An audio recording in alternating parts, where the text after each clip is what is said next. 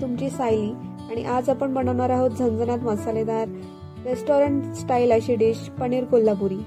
कोल्हापुरी नाव ऐकलं की आधी लक्षात येतं ते म्हणजे तिखटपणा आणि मसाल्याची चव। चला तर मग सुरुवात करूया ही भन्नाट रेसिपी बनवायला।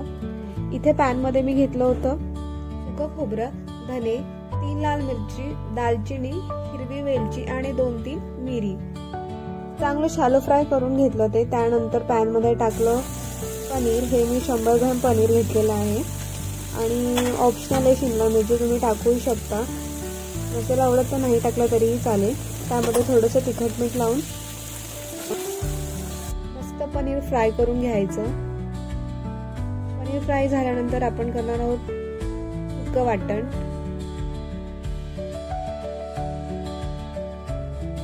आधी जो मसाला मी भाजून घेतला होता तो मी आता मिक्सर मधनं वाटून घेते।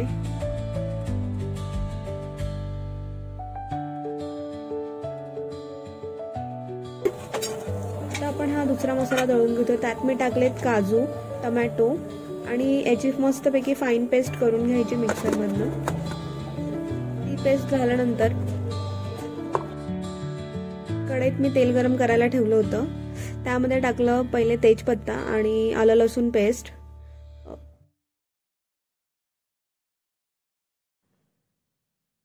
मस्त आलं लसूण फ्राय झाल्यानंतर त्यामध्ये मी टाकल्या 2 मिरच्या।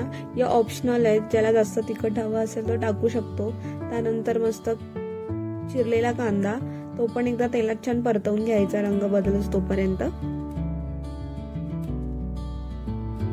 काही मिनिटातच कांद्यांचा रंग बदललेला होता। मग मी त्यामध्ये टाकलं हा सुका मसाला आणि तो मस्तपैकी तेलामध्ये परतवून घेतला जोपर्यंत त्याचा वास येत नाही तोपर्यंत।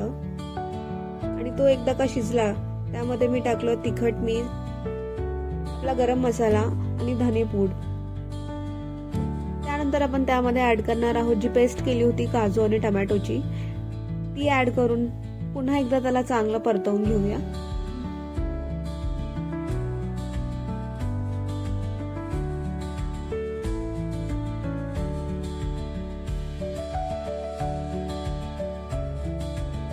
ग्रेव्ही मस्त शिजल्यानंतर त्यामध्ये आपण पनीरचे तुकडे ऍड करूया आणि तिला पुन्हा एकदा परतवून घेऊया। भाजी परतवून झाल्यानंतर त्यामध्ये आपण थोडीशी कसुरी मेथी टाकून ती छान भाजीमध्ये मिक्स करून घेऊया। मिक्स करून झाल्यानंतर आपण त्यात ऍड करणार आहोत कोथिंबीर आणि आपली भाजी रेडी आहे। तुम्ही हिला पुरी आणि चपाती सोबत पण खाऊ शकता, भातासोबत पण खूपच छान लागते।